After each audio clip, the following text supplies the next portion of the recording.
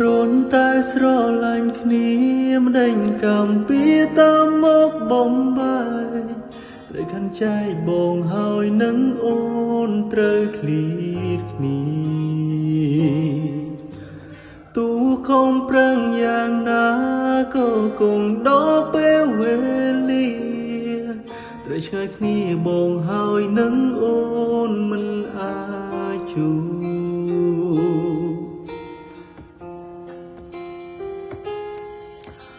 ផ្លូវស្នេហ៍ត្រូវបានចុងទូងត្រឡងក៏គ្មានបានកា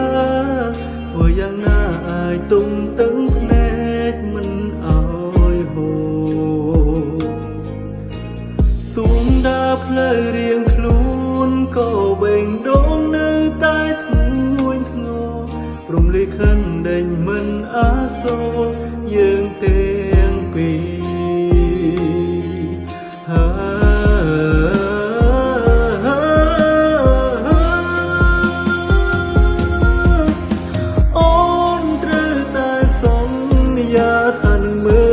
ខ្លួនឯងណាត្រូវចាំថាបងនៅស្រឡាញ់អូនរហូតទោះជាវេលា